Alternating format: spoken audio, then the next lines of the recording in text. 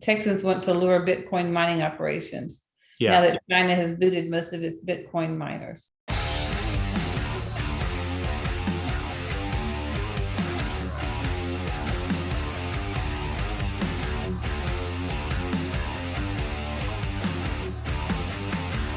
Mom, we can come set up a Bitcoin mining rig at your house right now. I mean, not right this second, but I could order the equipment and we could set up a node and a mining rig at your house and connect it to the internet and say, hey, we're willing to go into business. We want to solve complicated problems. Send us, the opportunity to, and we'll try to unencrypt it and be first.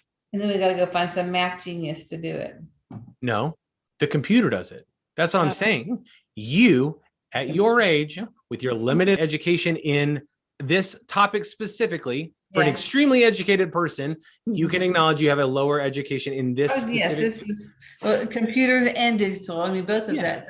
Both of them. Yeah, but you only need the knowledge to be able to set it up and turn it on. I'm not saying that's going to be easy for you, but I'm saying I don't even know how to do it, but I've watched a video or two that explains it enough to where I could figure it out, right? It's not that complicated. And then once it's on, your computer is on, it's running, and you're spending electricity to keep that computer on.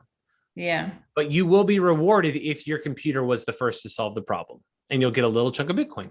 Excuse me. So what is the advantage to a state or an entity trying to encourage miners? Because you just said they can't have proprietary control. Yeah. My number one answer to this is, and I'll answer it with a question. Why do you hear sometimes states say, hey, we want businesses to come to our state? I've got a friend who's an actor and he's talking about like, they're always trying to get movies to be made in that state. It's about revenue. Yeah, if I can bring you into this state, Texas specifically has franchise laws that if you are doing business in the state, you have to file a franchise form and pay them money. Yeah. Yeah. And so they want these miners to come over because of how profitable they are. This state wants a cut of that is really what it is. And they're willing to give them a tax incentive to be able to come over here and ultimately make money in the long run. So miners, it can't just be some computer geek, 18-year-old computer geek sitting on his computer doing it. It's actually, you have to file it as a small business or something. The answer really should be, you don't have to be in business. Okay. This isn't a business thing. I could buy a computer at Best Buy. Right. Yeah. And so I can go buy another kind of a computer that has a miner in it that would allow me to mine Bitcoin. Well, really, I haven't done anything until I receive Bitcoin. All I've done is spend money.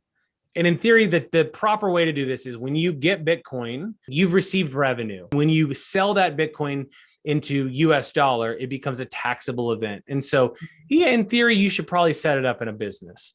But I'm going to go ahead and tell you for the last decade, the majority of these miners, outside of the big ones, the smaller guys, look, they're just doing it in their basement and they're not telling anybody. This reminds me of the 70s and 80s when computers were just becoming a thing. And there was movies. Was it Dell or who was it? Anyway, no, what was that movie I saw? IBM. It was IBM. The beginnings of IBM. And the guys they were in their garages and they were figuring out how to do all this stuff. It just blew everybody else's mind, but they were figuring out how to do all this stuff on the computers. Yeah. And the cool part about this is a lot of all that work has already been done. Somebody has already figured that part out so that you and I can participate, right? Not just like, to use the internet example, like, yes, I get to benefit from the byproduct of the internet, right? And having a home computer, but at the same time, if I needed to change out something on my desktop computer, I could probably figure that out because of how advanced things have become. And the fact that I could just go buy a part that's easily plugged in. There's no more hardwiring and I don't have to learn how to code all this stuff. Exactly. The infrastructure is already built. And that's what we're seeing.